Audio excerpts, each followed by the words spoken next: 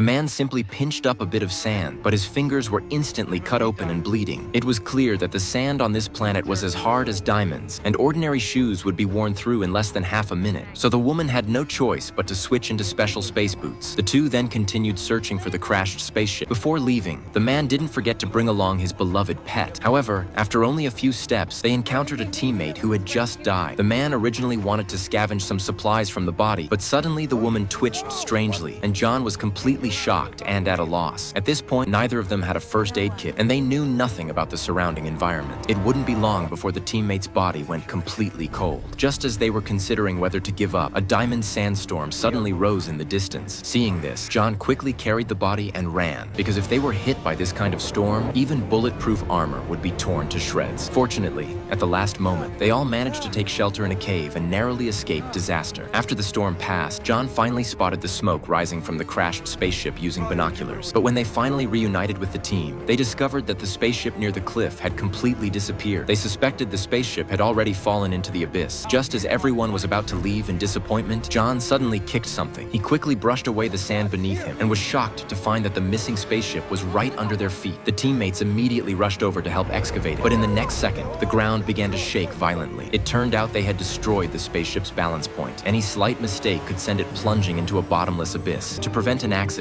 they quickly used 2 trucks to anchor the ship while also activating a nearby fuel tanker to accelerate the extraction of the remaining gasoline from the spaceship. But halfway through, the trucks lost power. As the ship was about to fall off the cliff, the team had to cut the ropes to save their lives. However, John was still handling the fuel line at that moment, while only Judy remained inside the ship, desperately holding things together. They didn't realize the ship's weight had completely gone out of control. Soon the ropes snapped under the immense tension, and the spaceship plummeted off the 10,000-meter cliff. As everyone mourned John's fate, he miraculously climbed back up from the edge of the cliff. Although this mission only recovered half the fuel, it was enough to power their backup spacecraft. However, on the way back to base, they encountered continuously erupting high-temperature gas columns ahead. The woman quickly calculated their pattern, and when the columns stopped, the group used the timing gap to attempt to cross through. At first, everything went smoothly, but the next second, the tanker's connection pipe suddenly broke. Soon, all the gasoline would leak out. Although Tang bravely volunteered to climb out and repair it in time, the moment he reconnected the pipe, the high-temperature gas columns suddenly erupted without warning, instantly flipping the tanker over. When everyone rushed over, Tang was already pinned underneath and unable to move. When the team prepared to move the tanker away, one of them discovered that a rock had already smashed through the outer shell. If they moved it recklessly, they would lose most of the fuel they had worked so hard to obtain. But in the face of survival, they had no choice. As the gasoline continued leaking, they successfully rescued the boy. After returning, because they did not have enough fuel, they discussed and decided to lighten the spacecraft. After removing some non-essential equipment, the ship was successfully restarted once again. The crisis was finally resolved, and the group set off on their journey back to Earth.